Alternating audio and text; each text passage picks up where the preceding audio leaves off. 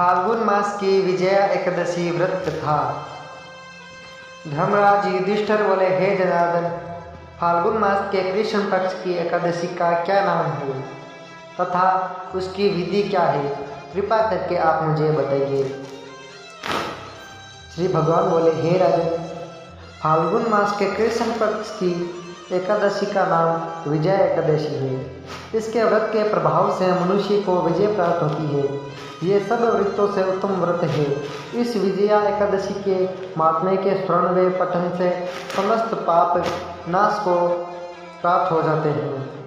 एक समय देवर्षि नारद जी ने जगत पिता ब्रह्मा जी से कहा, महाराज, आप मुझसे फाल्गुन मास के कृष्ण पक्ष की एकादशी का विधान करिए। ब्रह्मा जी कहने लगे कि हे नारद, विजया एकादशी का व्रत पुराने तथा नए पापों को नाश करने वाला है। इस विजया एकादशी की विधि मैंने आज तक किसी से भी नहीं कही। यह समस्त मनुष्य को विजय प्रदान करती है। त्रेता युग में मर्यादा पुरुषोत्तम श्री रामचंद्र जी को जब 14 वर्ष का वनवास हो गया, तब वे श्री लक्ष्मण जी तथा सीता जी सहित पंचवटी में निवास करने लगे।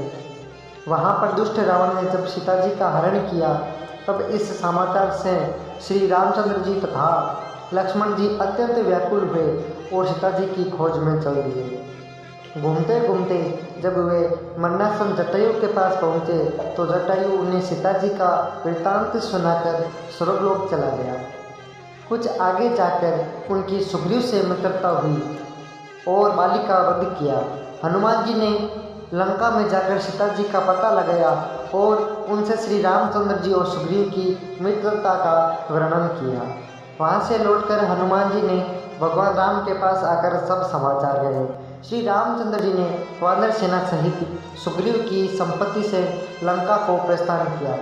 जब श्री रामचंद्र जी समुद्र से किनारे पहुँचे, तब उन्होंने मगरमच्छ आदि से युक्त उस अगाध समुद्र को देखकर लक्ष्मण जी से कहा कि इस समुद्र को हम किस प्रकार से पार करेंगे। श्री लक्ष्मण ने कहा, हे पुराण पुरुषोत्तम, आप आदि पुरुष हैं, सब कुछ जानते हैं। यहाँ से आधा योजन दूर पर कुमार द्वीप में वक्तालभ्य नाम के मुनि रहते हैं। उन्होंने अनेक ब्रह्मा देखे हैं। आप उनके पास जाकर इसका उपाय पूछिए।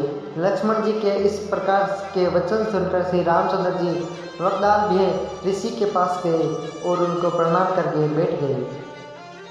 मुनि ने भी उनको मनुष्य रूप में धारण किए हुए पुराण पुरुषोत्तम समझकर उनसे पूछा कि हे राम, आपका आना कैसे हुआ। रामचंद्र जी कहने लगे कि हे ऋषि, मैं अपनी सेना सहित यहाँ आया हूँ और राक्षसों को जीतने के लिए लंका जा रहा हूँ। आप कृपा करके समुद्र पार करने का कोई उपाय बताइए, मैं इस कारण आपके पास आया हूँ।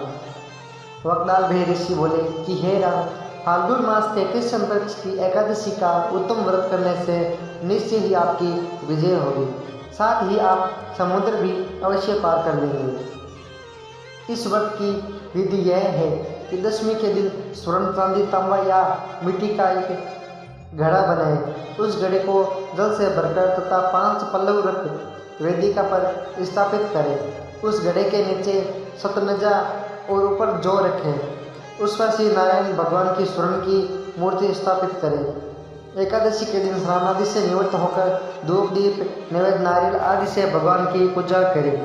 तत्पश्चात घड़े के सामने बैठकर दिन व्यतीत करें और रात्रि को भी उसी प्रकार बैठे रहकर जागरण करें। द्वादशी के दिन नित्य नियम से निवृत्त होकर उस घड़े को ब्राह्मण को दे दे। हे राम, यदि तुम भी इस व्रत को सेनापतियों सहित करोगे तो तुम्हारी विजय अवश्य होगी। श्री रामचंद्र जी ने ऋषि के कथानुसार इस व्रत को किया और इसके प्रभाव से दैत्यों पर विजय पाई। अतः हे राजन, जो मनुष्य विधि पूर्वक इस व्रत को करेगा, दोनों लोकों में उसकी अवश्य विजय होगी। श्री ब्रह्मा जी ने नारद जी से कहा था कि हे पुत्र, जो कोई इस व्रत के महात्म्य को पढ़ता या सुनता है, उसको वाजपेयी यज्ञ का फल प्राप्त होता है।